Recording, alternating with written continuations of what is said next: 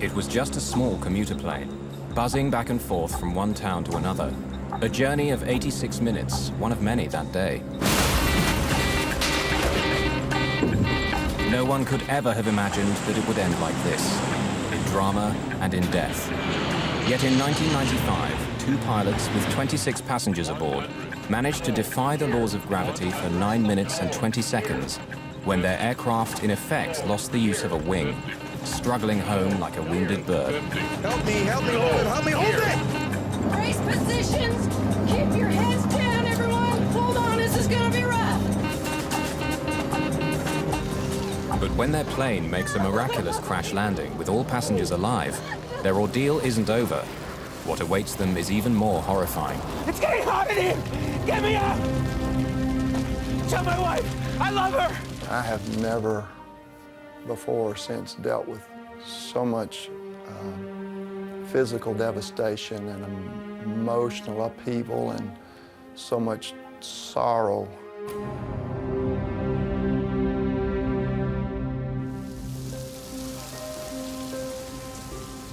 Flying isn't always glamorous. Regional airlines are like the buses of the air, trundling back and forth from one small city to another. Crews operate several flights a day, working for up to 15 hours. They face interminable ground delays and often surly passengers. If a flight gets cancelled, they don't get paid, but they enjoy their work.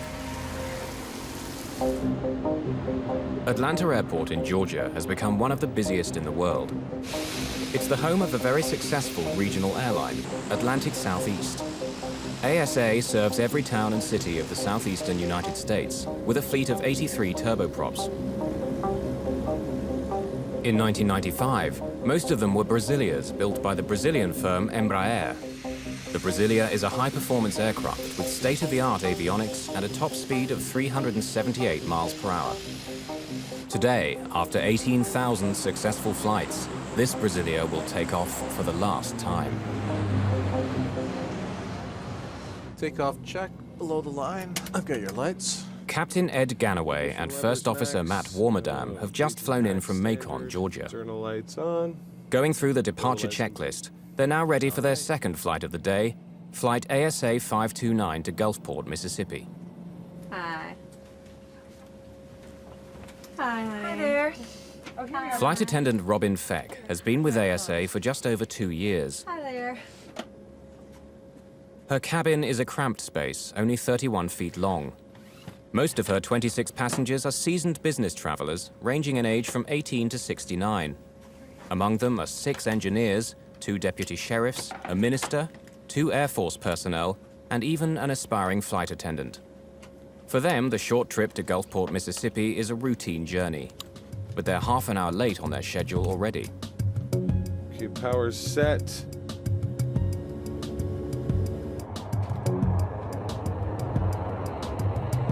Auto feathers armed. Panels clear. Captain Ed Ganaway, who's been with ASA for 7 years, comes from a family of pilots. He's a skilled and accomplished captain. V1. VR. Pause rate. Gear up. AC 529, contact departure, fly heading 060 now. We'll see you. The 2 men have only been flying together for 4 months, but get along well. See ya. At 6'3" and 200 pounds, Matt Warmerdam is a tight fit in the Brasilia's cramped cockpit. I think all pilots would agree that the Brasilia was a constant love-hate relationship.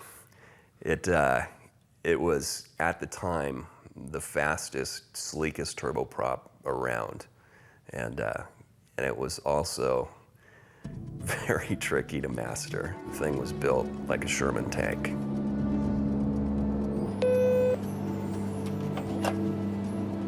Hey, Robin? Hi. It'll just be a couple more minutes like this. It's gonna smooth out. Okay, just a couple more minutes and I'll be able to get up? Yes, ma'am. All right, thank you. See you.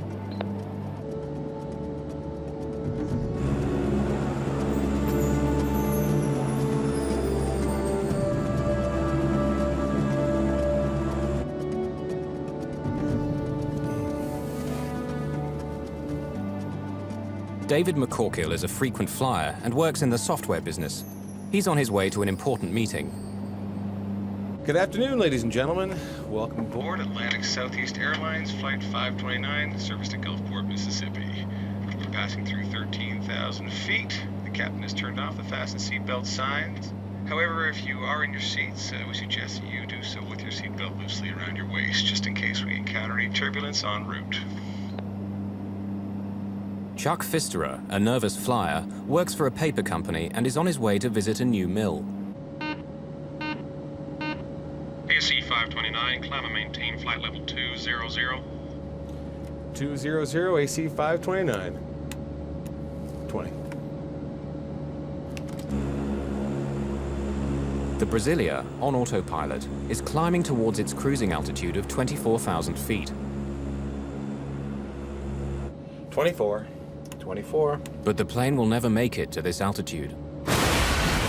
Autopilot, engine control, oil. The sound of that Autopilot, was tremendous. It was as if someone had taken a baseball bat and hit an aluminum garbage can as hard as they could. It was just a gigantic crashing sound. And the airplane immediately lurched to the left. I heard a loud bang, and that's what, just shot me awake. Not knowing really what happened, I looked over and noticed everyone looking left out the window.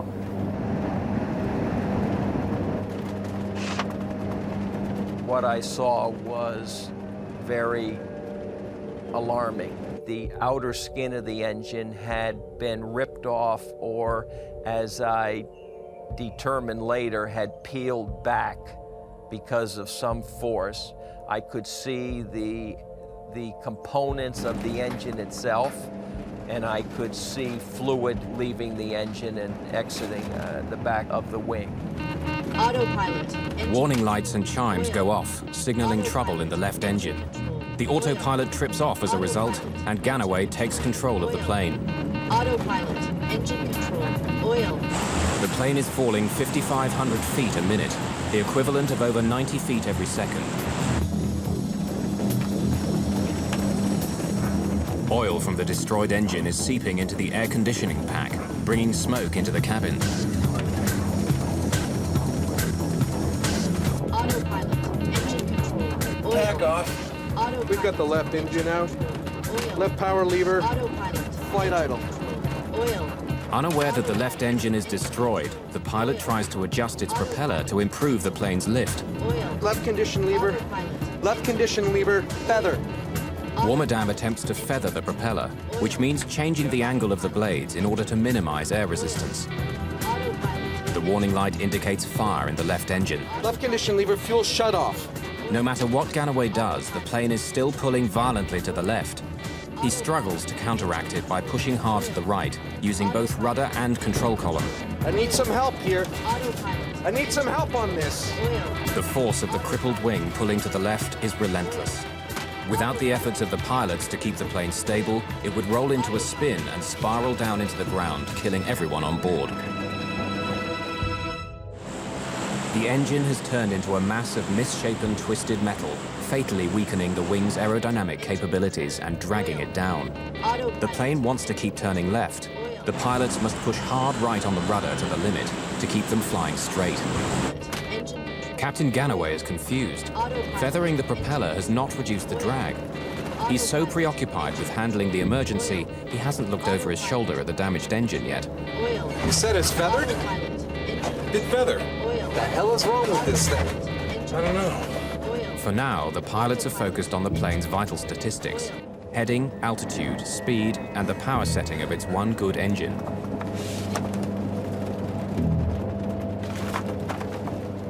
Well, these planes were designed to fly with one engine. The airplane is capable of flying on one engine.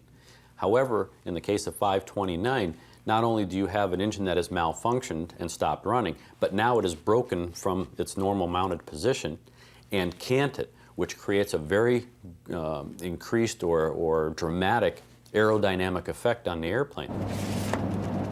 Let's close these. Oh, sir, you don't need to be looking at that. My reaction was, the hell with you. If I want to look out the window, I'm going to look out the window because these are the last moments of my life. Whoa. It's all right. That's just what turbulence feels like with one engine. Are we gonna make it? Oh, sir, of course we're gonna make it. How can the plane fly like that? Well, these planes were designed to fly with only one engine. We're not gonna make it.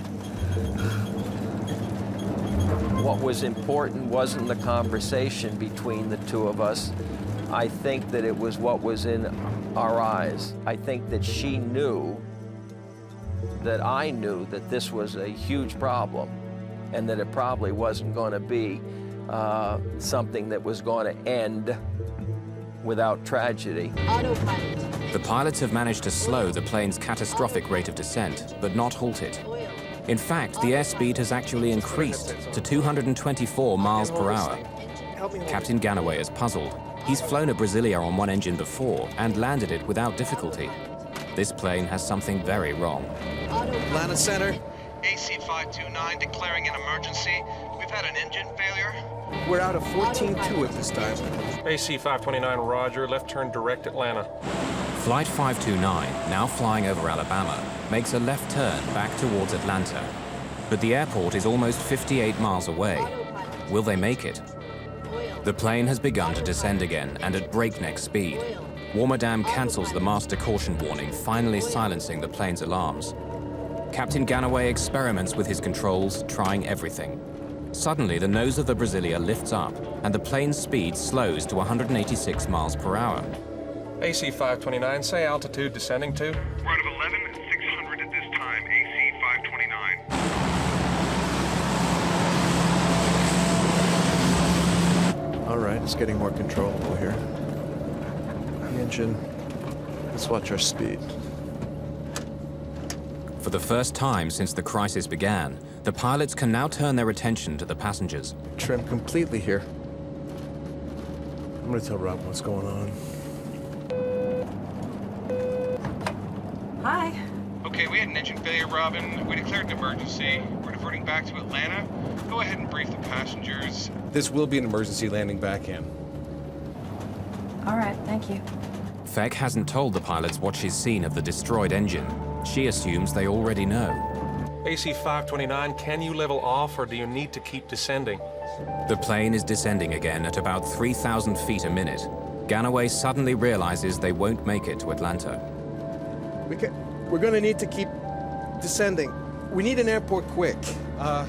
Okay, we're gonna need to keep Descending. We need an airport quick. roll the trucks and everything out for us.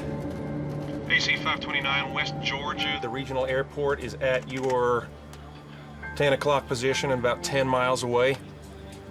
But the air traffic controller, too preoccupied with handling the crisis aboard Flight 529, fails to notify emergency services. Flight 529 makes another wide left turn that brings it on course to land at West Georgia Regional Airport. Let's get out the engine failure checklist, please. Engine failure in flight. But they don't get a chance to diagnose their problem. AC-529, say heading. Turning to about 310 right now. AC-529, roger. You need to be on a 030 for West Georgia Regional, sir. Roger. We'll probably turn right. We're having difficulty controlling right now. Let me see your brace positions. Brace position. Good. Good. Ma'am, will you accept responsibility for opening the door when the plane stops? No, okay.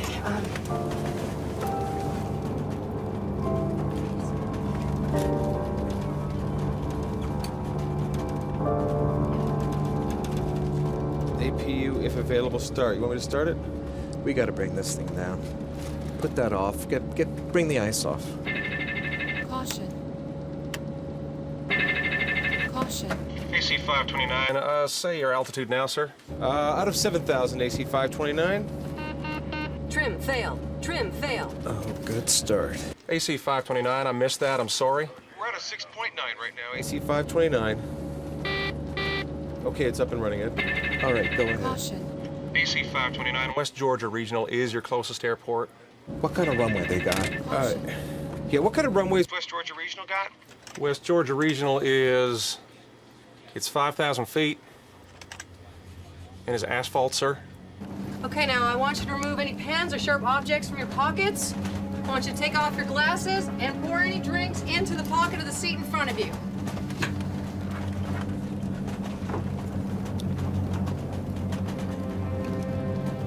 we had to put the drinks in our pocket in front of us.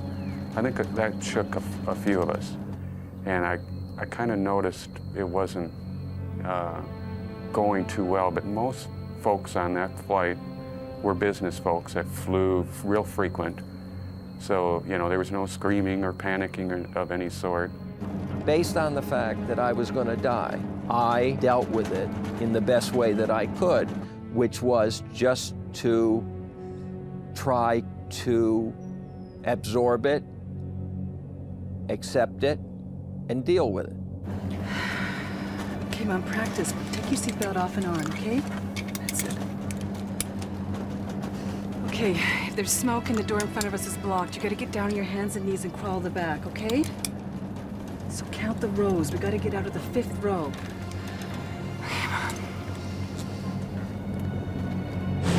The plane is still losing altitude far too quickly. Can it make it to the airport in time? Atlanta Center normally only controls flights at altitudes over 11,000 feet. For the last 7 minutes, Flight 529 had been under this altitude, and now the controller is having trouble locating them.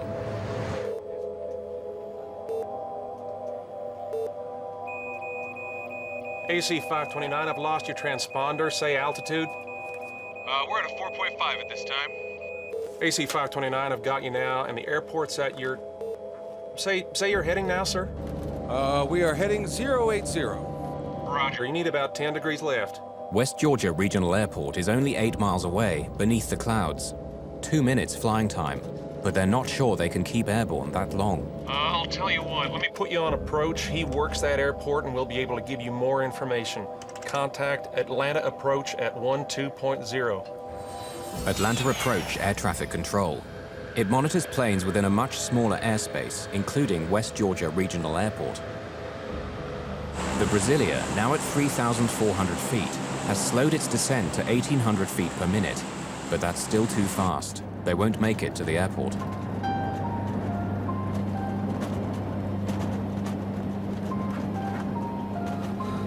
On some passengers' faces, looks of despair. Others are angry and bitter, but most are thinking about their loved ones. One woman writes a goodbye note to her children on a torn book cover. She writes, "I love you. You are the lights of my life. Always, Mommy."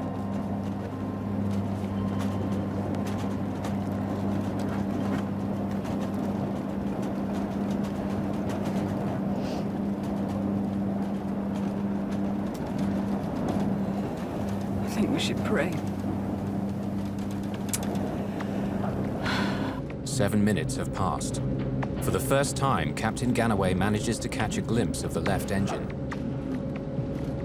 The engine's exploded. It's just hanging out there. This was something his instruments hadn't told him. It's no simple engine failure. The engine is just dangling off the wing. He knows he could land a Brasilia with a failed engine, but not when it's torn apart. This is something his training hasn't prepared him for. He wishes he could see through the clouds. Atlanta Approach, AC 529. AC 529. Atlanta Approach here. Yes, sir, we're with you, declaring an emergency. AC 529, roger. Expect localizer runway 34 approach. And could you fly heading 180? 160. Localizer frequency. The controller's flight path will take the Brasilia several miles south before landing. Ganaway knows he doesn't have the extra minutes that this will take. We can get it in on a visual. Just give us the vectors, we'll go the visual. He asks for directions to take the plane straight in using the shortest possible route. Suddenly, they're out of the clouds, but the sight that greets them couldn't be worse. In front of them, no airport, only forest and villages. Captain Ganaway, who never stutters, does now. Single engine checklist, please. Where the hell is it?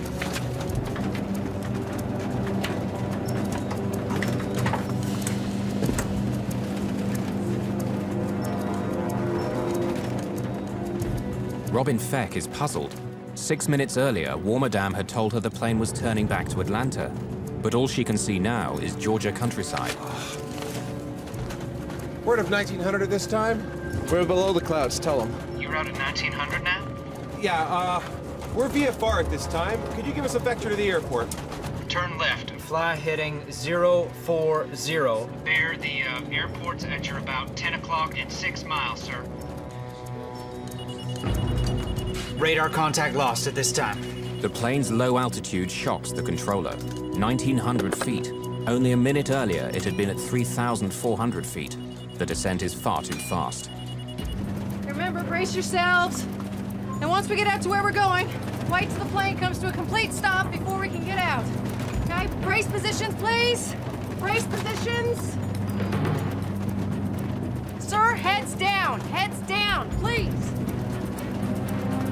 Robin Feck, too preoccupied by the safety of her passengers, looks out of a window and suddenly sees the tops of the trees. She has but a few seconds left to strap herself in her jump seat before impact. Brace positions. Keep your heads down, everyone. Hold on, this is gonna be rough. The airport is only 4 miles away, but too far for the crippled plane.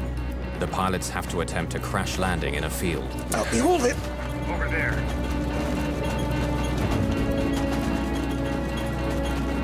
Help me hold it, help me hold it. The plane's altitude voice alarm sounds, warning the pilots that they're flying too close to the ground without their landing gear lowered. Fucking land the plane! The pilots will attempt to land on the plane's belly. Help me. Help me hold it, help me hold it! Amy, I love you. These are the last words on the cockpit voice recorder. The plane is flying at 138 miles per hour and only seconds away from impact. 50, here, 40, here, 30, here, 20, here.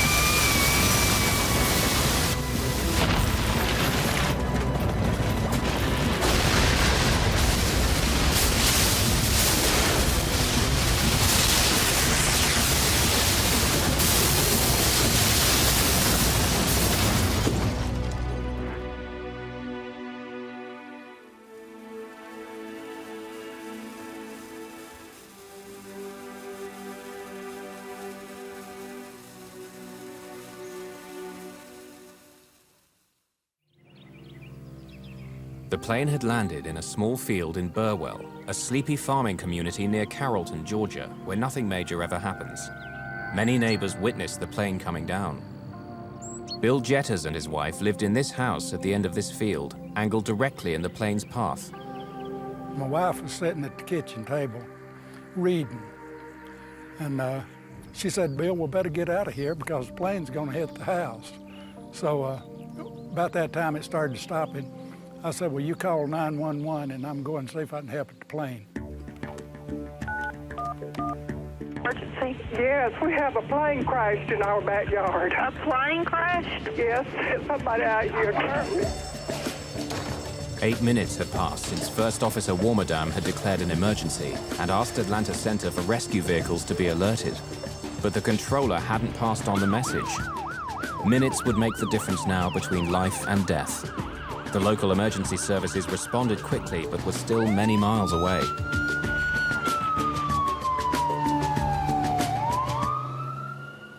For almost a minute after impact, there's an eerie silence. The plane fuselage is broken in two. Could anyone survive?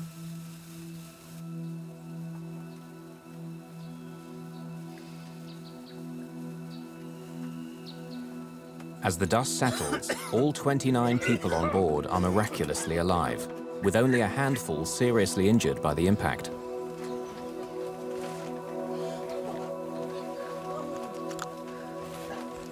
It was an amazing situation only because I just couldn't even believe that I was alive at that point, and I couldn't believe that I was looking at something that was real. But a new disaster is gathering. Fuel from the shattered wing tanks is pouring onto the ground. The last thing I remember is the sound of hitting the trees, and then I honestly don't recall impact. Captain Ed Ganaway has been knocked unconscious by a blow to the head during the impacts. When First Officer Matt Warmerdam regains consciousness, he realizes they're stuck. The cockpit door is jammed, and smoke is slowly seeping in. He reaches for the emergency crash axe. The cockpit window is the only way out. The next immediate thought I had was, now we're going to blow up. So get out of there. It was burning, you know, right in the opening. You know, so I just jumped over. And I headed towards the opening, and I walked out of the aircraft, and I walked away from it. The sparks ignite the fuel vapors, creating a blazing fire. Within seconds, the fire spreads to the fuselage. In the rear section of the plane, the passengers are now trapped by flames burning at 1800 degrees centigrade. They can hear screams from the field outside, where some passengers are already suffering from terrible burns. To escape, they too have to run through the fire, not fall in it, hoping for the best. I turned back and I looked at the aircraft, and what I saw was that the opening that I had come through was basically fully engulfed in flames, and that the people that were exiting the aircraft were all on fire. Some of them would, you know, roll in the grass to try and put the fire out, and sometimes that made it worse because there was spent or spilt fuel, and then they would get even more ignited. And the whole situation got uglier and uglier in the sense that you would all of a sudden see people with their clothing burned off. You would see people with red skin that you could see was burnt. You could actually see some people whose flesh was like dropping off of their bodies or their faces. It was just a horrible situation that was taking place, and it was getting worse and worse.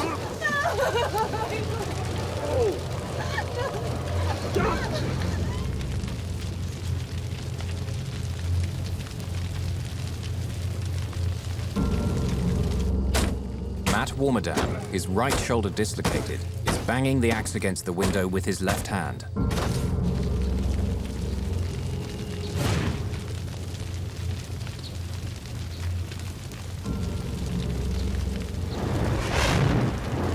Person's clothes were on fire, and she was on the ground. I think it was a woman. She was on the ground, and Robin said to me, she says, take off your shirt, take off your pants, try to beat the flames out. And I did that. One gentleman I saw was crawling, completely engulfed in flames, and another one that was, most of his clothes was torn off. Now, whether they got torn off in the crash or he tore them off himself, I don't know. I helped him away from the airplane and brought him up towards my brother-in-law's house. And all he had on was his shorts, and his skin was, excuse me.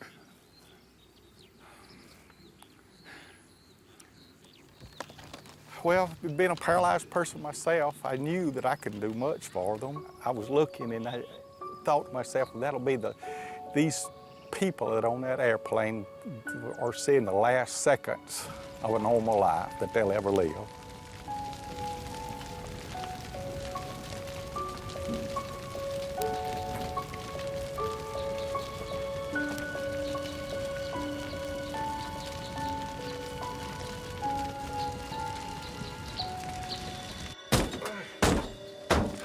Aircraft glass is much thicker than what you would see on like an automobile windshield. It's several different composite layers that have been temper treated together to make it a very, very tough surface. And with each swing of the crash axe, I was only able to chip away a small piece of glass. I need some help!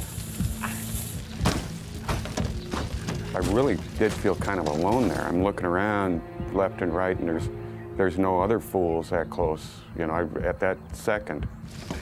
But even though passenger David McCorkle believes that the plane might blow up at any second, he goes to Matt Warmerdam's rescue. Can you help me? I haven't got enough room inside to swing it.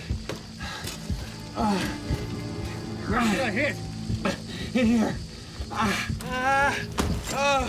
Hang on a second, hang on, I gotta get some air. The oxygen cylinder in the closet behind the co-pilot's seat punctures. It'll make the cockpit fire much worse. Okay. Go ahead. Okay.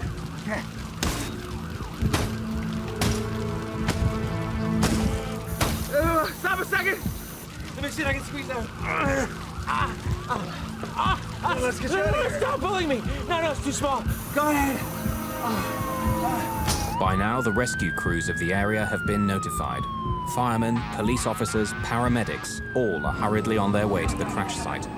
Will the fire trucks arrive in time to save Matt Warmerdam before the cockpit gets engulfed in flames? David McCorkle is exhausted trying to break the strong glass. Suddenly, a heat flame pops at him from below the cockpit. He backs off, scared for his life.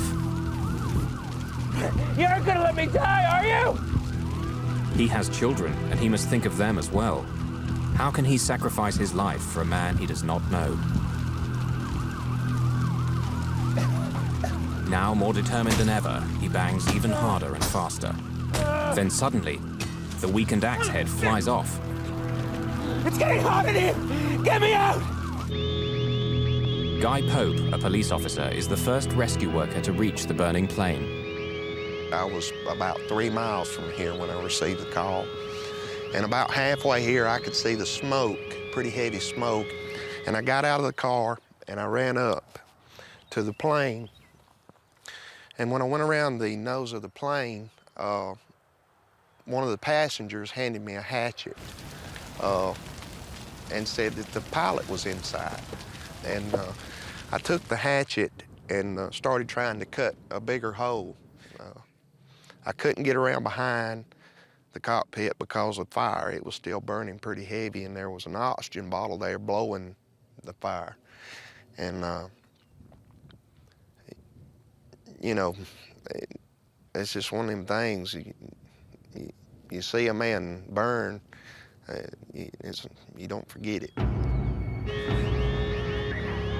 This is live footage taken with a video from the windshield of a Georgia State Patrol police car as rescue workers are arriving at the site. At this moment, all passengers are out of the two sections of the broken plane, except pilots Ed Ganaway and Matt Warmerdam, who remain prisoners of their cockpit. Well, first off, I had to tear the back of the cockpit out. It had burnt and there was no door, visible door or anything like that, so I actually took my hands and tore it out. When I started to pull him out, he looked up and he said, "Tell my wife, Amy, that I love her." I said, "No, sir, you tell her that you love her, because I'm getting you out of here." Inside the ambulance, I worked with him, and I thought that probably he would not make it. I took his name badge and pinned it on his underwear, which was the only thing I'd left on him, trying to cool him down, because I thought that if he died, at least someone would know who he was. Surprisingly, Matt was aware of everything around him, and he kept trying to assure me that things were going to be okay. He was comforting me, because at that particular time I was crying. Matthew actually took his burned hand and wiped a tear away. They found Captain Ganaway dead in the cockpit. He had struck his head on impact and never regained consciousness. He died of burns and smoke inhalation. The crash survivors, some with broken bones and others with burns ranging from minor to 92%, are rushed to various hospitals in Georgia. 13 passengers were brought to Tanner Hospital in Carrollton, 15 minutes away, where Code Black was immediately applied, meaning everybody helps. Dr. Bobby Mitchell, after working a night shift, was awakened. He was responsible for treating 4 survivors, including flight attendant Robin Feck. When I got to the hospital, some of the people that had survived the plane crash were already here. The smell was initially just a wave of jet fuel. It just hit you as the door opened, and then that was mixed with just a pungent, horrible odor of burned flesh. Miss Feck, she had a cut on her scalp and a couple of broken bones, like a collarbone and an arm, and she was in a great deal of pain herself, although she didn't particularly want me to be dealing with her. She said, "You get back with them," and the orthopedist soon took over her care. She was clearly still trying to care for her passengers.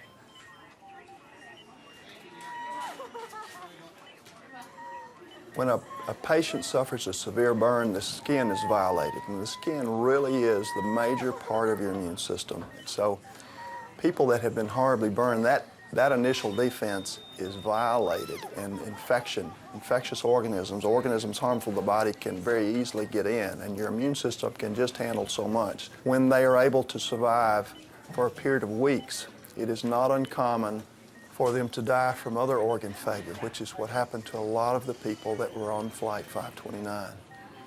I have never before or since dealt with so much physical devastation and emotional upheaval and so much sorrow and horror and sadness in one place at one time than we did on that day in this little small town hospital. After a long day treating the horribly burned passengers and witnessing the courage of some of them, Dr. Mitchell was asked to assist the autopsy on Captain Ed Ganaway. I looked down at him and kind of put my hand over on, I told everybody, I hope wherever his spirit is that he knows what a good job he did. And I just said, you know, you're the hero. I hope you know it, Captain Ganaway.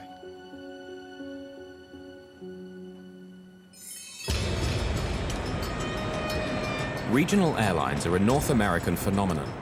In the early 1960s, a small band of independent airlines first became known as air taxis, which in time became commuter airlines, then finally regional airlines. In 1978, the US deregulated the airlines, and as the small and mid-sized cities became the economic engine of the country, regional airlines prospered as never before. The National Transportation Safety Board in the United States is responsible for investigating air disasters. Its GO team is on duty 24 hours a day to fly to the scene of any major crash. The NTSB will have several subgroups working at the same time, each examining a particular part of the plane. Gordon Jim Hookey, an aerospace engineer, was in charge of the propeller maintenance group. We went out to the crash site, and in the usual fashion, you just kind of look around and get a feel for where all the pieces are. We came along the propeller assembly that was missing. Looking down through the dirt, we could see the telltale marks, the beach marks along the fracture surface that indicated it might have been a fatigue fracture.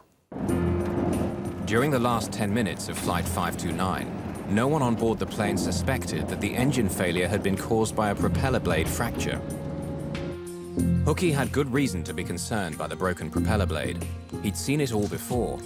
4 years earlier, another ASA Brasilia had nosedived and crashed in woods in Georgia, killing all 23 people aboard, including former US Senator John Tower of Texas and Space Shuttle astronaut Manly Sonny Carter.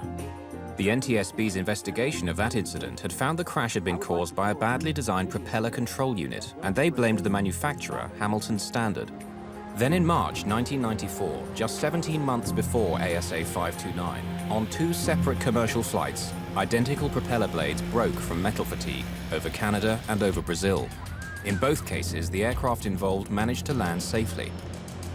These accidents pointed to serious problems in Hamilton Standard propellers and became a major crisis for the company.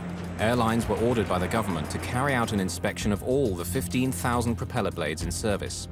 Investigators found that the broken propeller had been declared suspect and sent back to Hamilton Standard for inspection. When the ASA mechanics took the blade off the hub, as soon as they turned it over, we marked down the serial number.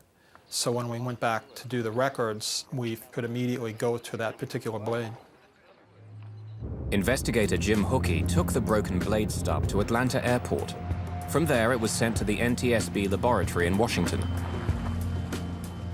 By next morning, blade number 861398 was being examined under a scanning microscope. Investigators found telltale deposits of chlorine, a corrosive substance known to eat into the inner walls of the propeller blade. So then the question becomes, where did the chlorine come from? In 2 of the previous propeller failures, the problem had also been traced to corrosion caused by chlorine in the inner wall of the blade. Flight 529's blade had also snapped off 13.2 inches from the hub, very similar to the 2 previous blade failures. Under the microscope, NTSB scientists saw that 2 cracks along the inner wall of the blade had joined to form a single fissure. This had grown and grown until it circled the blade, at which point it snapped under the stress of normal operation. But the NTSB scientists noted something else. On the inner surface, extending about 1.5 inches from the fracture, there was a series of sanding marks. Hookey set off to Hamilton Standard, intent on getting the maintenance records for the propellers. What had been done to the blade when it had been recalled? At the factory, Hookey examined the blade's repair reports. He noted the initials of the technician who did the work, CSB, Christopher Scott Bender. He was a young technician who worked at a Hamilton Standard propeller repair facility. Christopher Bender had watched the news of the accident on television, little realizing how he was involved in the accident. I saw the Hamilton Standard prop on it, and I was like, I hope this is not a prop failure.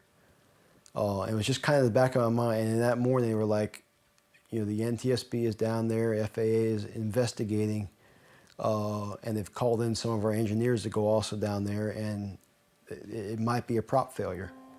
And as soon as I heard that, my heart just sank. I was like, you know, I think I might have even cried a little bit because I was just, you know, just emotionally overwhelmed that, you know, something I had put my hands on, the procedure that somebody trusted me to do failed, and because of that, somebody had died.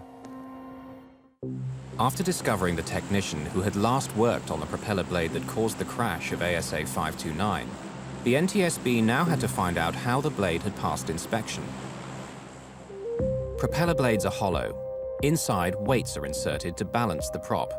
They're kept in place by a cork soaked in chlorine. It was the chlorine that had caused the corrosion in the previous accidents. However, on this blade, Bender had been unable to detect any evidence of corrosion. He then did what he'd been told to do, polish the inside of the blade. The draft accident report we present to you today involves Atlantic Southeast Airlines Flight 529.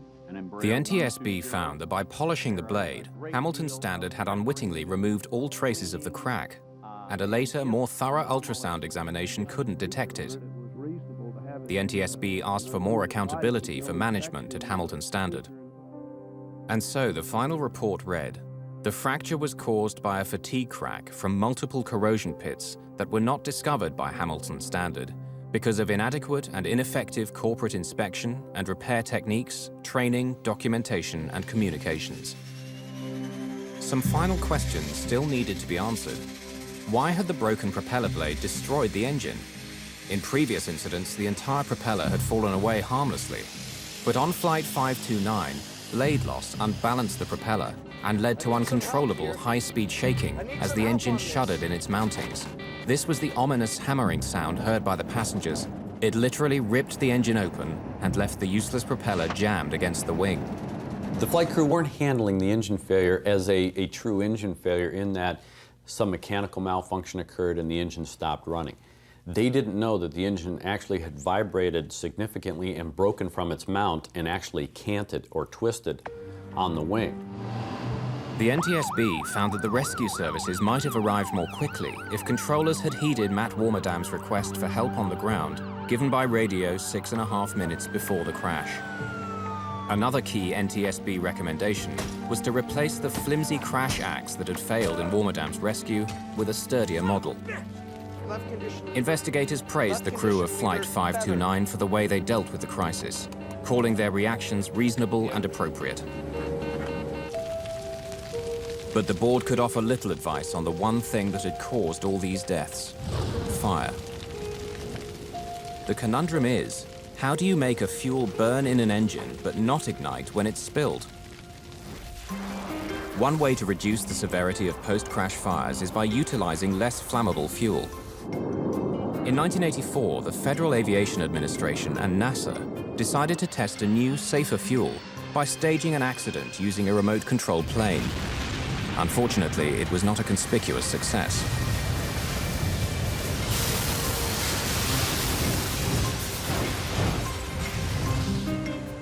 But the US Navy has been using a safer form of jet fuel called JP5 since the 1950s, yet it's not used in commercial aviation. The primary reason that civilian sector commercial aviation has not gone to a lower flammability fuel is a question of availability and distribution and the cost. It costs more to produce the JP5. Everything comes down to money. What's it going to cost to develop a system? What's it going to cost to implement the system? What's it going to do for the overall safety of the airplane, and who's going to pay for it? Personally, from a safety standpoint, I'll pay $2 extra in my ticket to know and to have that security. Until a solution is found, there will continue to be stories like ASA 529. On impact, everyone on this flight had survived, but the subsequent fire became the killer. For the victims of the fire, recovery has been a slow, painful, and excruciating process. First Officer Matt Warmerdam was burned on 42% of his body. Some other survivors suffered up to 90% burns. Treatment included daily baths and removal of dead skin from burn wounds. There would be years of skin graft operations, the 24-hour-a-day wearing of pressure garments to minimize scarring, chronic itching and soreness, and daily physical therapy. Your ability to sense and feel through those areas is permanently changed for the worse. Temperature control is lost. When you walk from an air-conditioned building into the outside, you take for granted that your body starts accommodating that either by sweating or redirecting blood flow. People with burns, especially horrible, large surface area burns, that's lost forever. They have to plan everything they do. They have to plan where they're going to be and the clothing much more carefully. So there are emotional and physical things both that are lost forever. My medical treatments were quite extensive. I think I honestly have lost count how many surgeries I had to go through to get back to the point where I could fly again, but it's got to be somewhere near 50, including all the skin grafting things that they had to do in the hospital and as such. Psychologically was tough in the beginning. There I was, happy to be finally starting my career as I had dreamed it from my childhood, and it was suddenly ripped away. And that was tough. There was a lot of long nights talking with Amy, trying to get over the pain and despair of all that. I did have trouble getting my life back in order. It caused me to drink more than I had before. I think at the plane crash, it just took the last bite. And I stayed in the fire service for a while after that, but my heart was never in it again. I quit my job as I was a vice president of a software company, traveling a lot, making very good money. And I went to work as a buyer in Alaska. I also reconnected with my ex-wife, and we got remarried, moved down to South Carolina, and had all our kids move in with us. So, yeah, I did change my life. It helped me to kind of put a lot of things in perspective, including not only how I acted myself, but also how I treated other people.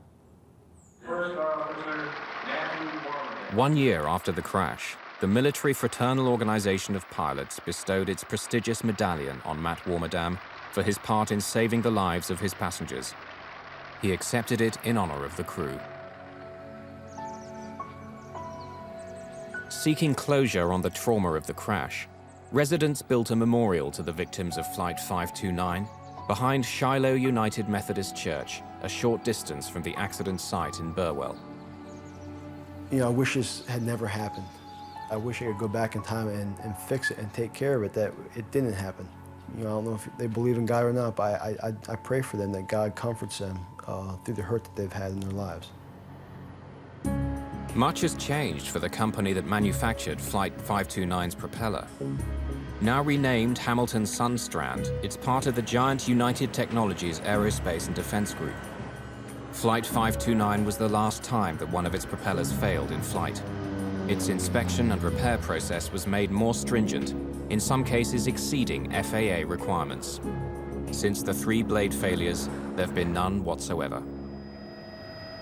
Of the 29 people aboard ASA Flight 529, only 8 escaped with minor injuries. Of the 21 others who received major injuries and burns, 10 subsequently died. Flight attendant Robin Feck declined to be interviewed for this film. Still suffering from the pain and anguish of that terrible day, she's never worked as a flight attendant again. The best thing I ever could have done for myself was that day 2 years ago when I'd finished training and took the controls of a ASA plane and flew again. I stubbornly recaptured my dream. And now that I'm doing it again, it's just been a joy. It's what I do. It's what I love. It's what I always wanted to do with my life, and I'm doing it again.